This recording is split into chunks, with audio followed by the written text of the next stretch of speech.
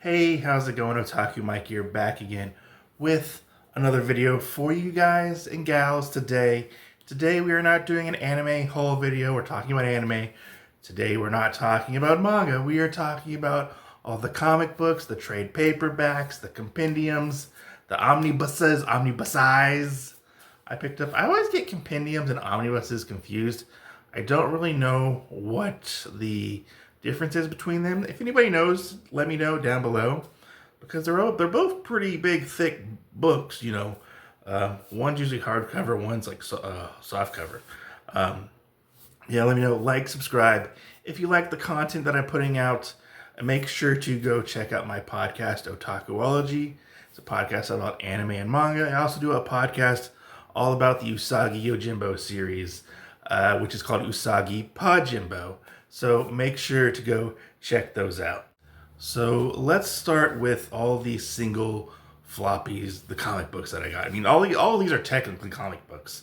It just depends on how you collect them and how they're collected. But let's start with the floppies that I picked up.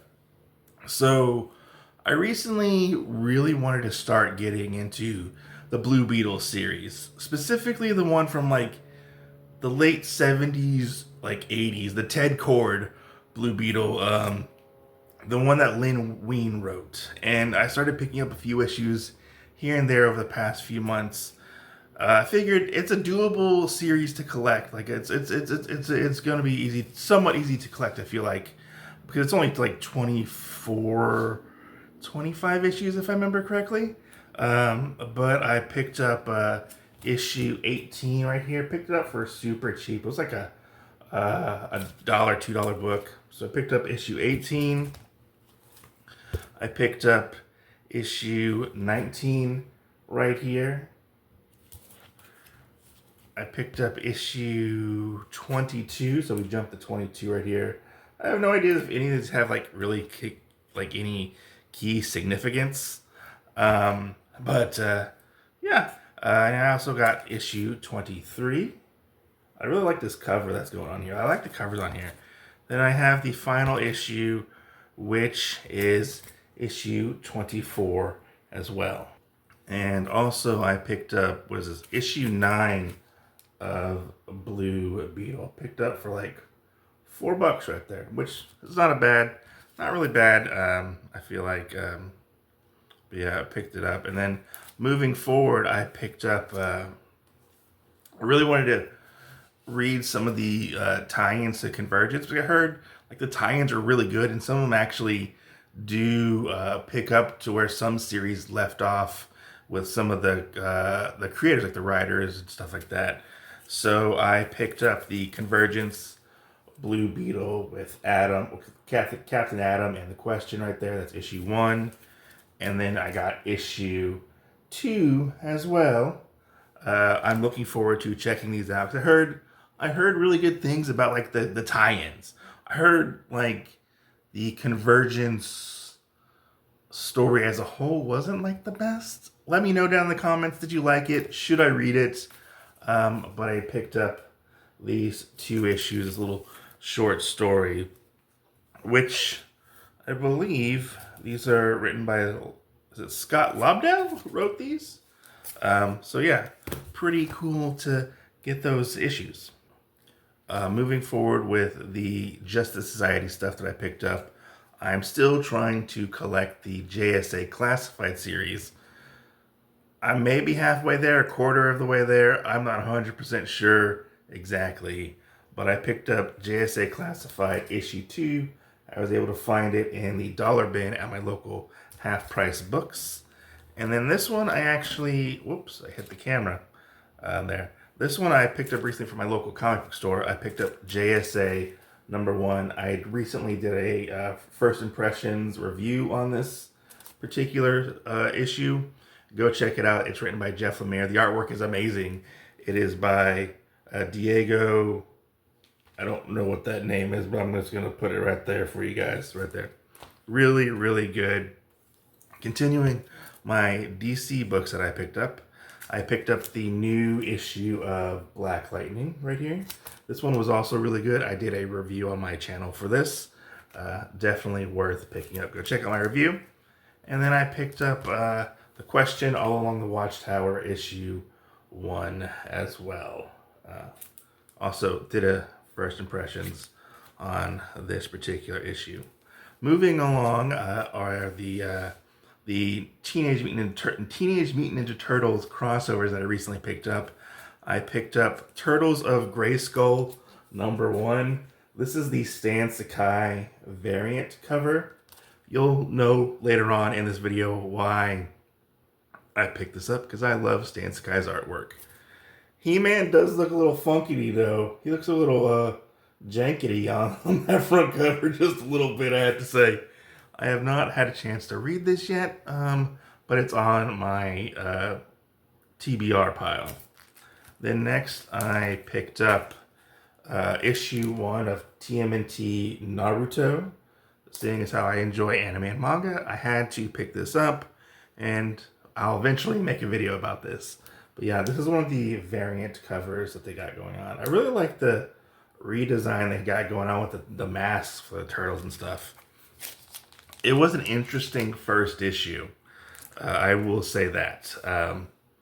Interesting first issue, to say the least. I don't want to give you spoilers about what exactly I thought of it, but I wonder how long it's actually going to be. There are a lot of variant covers for this particular series for issue 1. Then this next one, sadly, this next one was a big disappointment to me because I thought it was something else, but it turned out to be something completely different. So I picked this up thinking it was one of the what if like Disney characters become blah blah blah, like Wolverine, like Donald Duck becomes Wolverine, you know, Minnie becomes Miss Marvel, you know, I think Donald becomes Thor at one point. I thought, oh, this is gonna be cool. The Mickey Mouse gang is becoming the X-Men. No, how I was completely wrong. This is just a variant cover for a issue of, like, I think Amazing Spider-Man.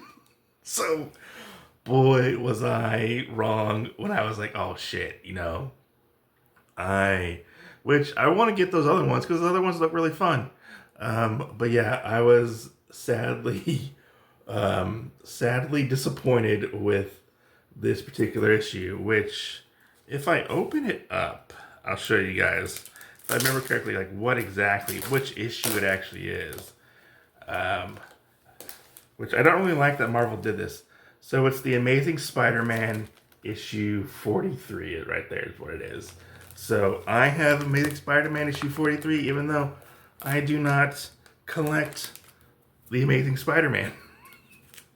But this is a pretty cool cover, so I might like maybe get one of those like comic capsule things, like hang it up, because I do like the cover quite a bit. Moving forward, I have not read this one, but I did pick up, which I've heard mixed things about this miniseries. This is just a blank variant cover, because that's all they had at my comic store. Because I really enjoyed the Predator versus Wolverine. I picked up Predator versus Black Panther issue 1. So yeah, can't wait to check this out, because I think they're on the issue 4. I think the miniseries is actually wrapped up and finished. I did do a review on the Wolverine Predator miniseries on my channel, so go check that out. You know. So moving right along to the rest of my comics that I picked up, the single issues. This one I really wanted to track down because I've been reading the Milestone compendiums, and I heard this was kind of like a finishing up of those storylines. So I picked up Milestone Forever issue 1, and then I picked up Milestone Forever issue 2 we got going on here. These are just two like single issues. I don't know if they're like oversized. They kind of almost look like very tiny like trade paperbacks. If you can look at the spines, like they're very squared spines. This is the last of the original series for Milestone Forever. It's like a big like last hurrah, if I remember correctly, in the mid 2000s, which this took me a while to actually track down for a decent price. I picked up both of these for like $10, which is not too terribly bad. Some people wanted a little bit more than that, I have to say, which I wasn't looking to pay, especially when you're collecting on a budget. I always like to look for the best deal going forward, you know. Uh, that's if I'm really low on funds and I really want to pick something up. The next one I picked up is the Milestone 30th Anniversary issue, which is, it's more like a little tiny trade, but this has like the new Milestone universe meeting the old Milestone universe and stuff like that. I haven't had a chance to read this because I wanted to get through the original Milestone series before I actually get into reading this particular series. Next, moving forward, we picked up some Black Label stuff, with I'm really looking forward to finishing up and reviewing on the channel. I picked up Human Target, written by Tom King and art by Greg Smallwood. This is issue 1 right here. I believe it's like a 13 issue series, but I got a couple of the variant covers on accident because I got so excited because I found them at my local half price books for like $1.50 each. So yay me for finding the deal. Then we got issue 1 again. I love this artwork. The covers for this series are just very, very beautiful. Even the internal artwork is actually really good on this series as well. It's very much like a whodunit type of thing. If you don't know who Human Target is, he's this guy who basically takes on the personality and like dresses up and disguises himself like a particular target that hires him, and he has to find out who is going to kill that target, like kill that person. So it's really interesting to premise in the DC universe. Then we have, what is this, issue 2 right here. Issue 3. I love this one where Booster Gold's trying to eat him as a bagel, which is really funny. Issue 4 with Blue Beetle. Got the Wahahas. Issue 5. Issue 5 looks really cool because it has like the Martian Manhunters in the background. Got issue 5. Then we got issue 6, which is Guy Gardner's issue, because I think each issue is a Human Target. He meets up with a different member of the Justice League International, if I remember correctly. So we got issue 6 right here. Issue 7 with Fire on the front cover. Then we have issue 8 right here. This one's really cool. This one has Batman on it. This one's issue 9. This one's book 9. Book 9. Then we have book 10. This one's probably one of my favorites because it just looks cool.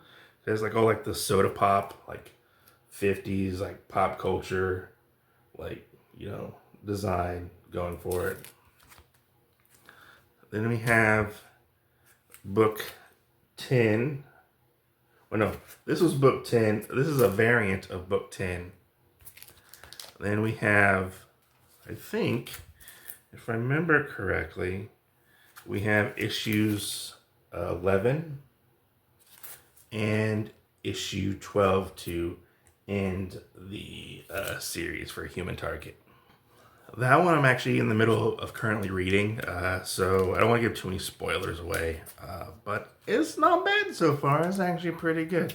I've never really read Tom King's work, but I have definitely been enjoying it so far, to say the least, you know.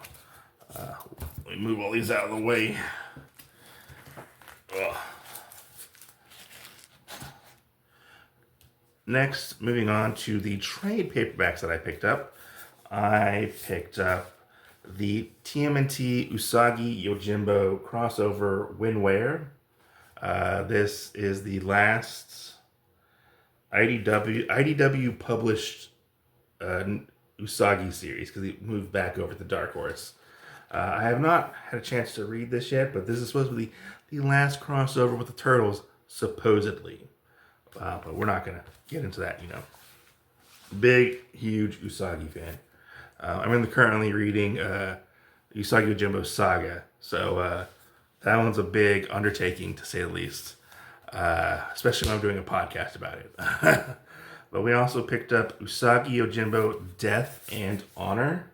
This is actually a reprint of the Space Usagi miniseries. Plus, you get another bonus issue, which is like a one shot, which is called Yokai Hunters. And this actually, if you can see it, it's actually all printed in color for the first time, which is pretty cool. Which I ended up double dipping on accident because I thought that this was a completely a whole new story that Stan Sakai wrote, which I was wrong. So I ended up double dipping and picking up the Usagi Yojimbo Saga. This is the Legends trade paperback right here, or I don't want to say omnibus, but collection. This has in it the Space Usagi story, which I told you about earlier. The Usagi Yojimbo Senso series, which is like War of the Worlds meets Usagi Yojimbo. And then they also has the color issues, and it has the Usagi Yojimbo yokai, short stories and whatnot in this. So yeah, I ended up double dipping on this. I ended up double dipping because it has Senso in it, and I have the Senso hardcover as well. So I guess it's kind of like a triple dip in a way. But yeah, really happy to have this. I only have to get the collection 9, and it ends the Usagi Yojimbo saga, the original saga for Dark Horse, and then we get the new Dark Horse stuff, which I don't think it has come out yet, or some of it has come out in trade. I only really get it in trade because I used to be really big into collecting trade paperbacks and hardcovers and stuff like that, and then I ended up going back to collecting single issues. But I only get Usagi in collected edition, because sometimes it's a little hard to find because some of those fans are really dedicated to the collecting and stuff like that. Next, got this big thick boy. I picked up Starman Compendium 2. That's what I'm saying. This is so thick it could technically be an omnibus, which this collects a whole bunch. This collects Starman 43 through 81, Starman 1 million, also All-Star Comics Giant Size 80, JSA All-Stars 4, Starman The Mist 1, Stars and Stripes 0, also includes a Robinson revisit to Starman World and Starman Congarilla. I don't know what Congarilla is, but Congarilla 1, Shade 1 through 12, plus the Batman Hellboy Starman crossover. This is a big, hefty book you got going on here. It's a thick, look at this. It's a thick boy. Come on, you can't go wrong with Starman. My only complaint is they used, is a very little nitpick. They used a very glossy image on the spine for this one, and a very glossy image for the front cover and stuff. Which the Compendium 1, it has a very a flat color look to it, so there's no shine or anything, which is it annoys the OCD in me, okay, But last but not least, I picked up Milestone Compendium Volume 3. We got here. This is a big, thick book. All the Milestone issues in here. Not really all the Milestone issues, but this actually does collect. This collects Shadow Cabinet 5 through 13. It collects Hardware 22 to 28, which I believe might end the Hardware series if I remember correctly. Cobalt 1 through 14, Death Wish 1 through 4, Static 21 to 25, Blood Syndicate 24 to 27, and then Icon 22 to 27. I don't know what they're going to come out with in the fourth, the compendium, but the fourth compendium comes out in a couple months, and I gotta pick it up because I really have been enjoying like jumping into the Milestone world for the very, very first time in comic form. I have seen the Static series, but it's been a lot of fun checking these series out. It's definitely definitely worth it. You know, you get a lot of bang for your buck, especially with the omnibuses. They will or the compendiums. They go down in price on like Amazon and stuff like that over time, so you don't have to pay like the $60 for this, because I think it retails for $59.99 is what it retails for. So yeah, that's all the comics and trade paperbacks and compendiums that I got for the last couple months. Let me know down below, what do you guys think? What stories or series should I end up checking out? Let me know down in the comments below. Have you read any of these series? What are your thoughts, views, and opinions? Like, subscribe, share, and I'll leave a link down below for my podcast so anybody can go check it out and listen to my podcasts. But thanks. Catch you guys in the next video. Stay safe. Go read some comics. Peace.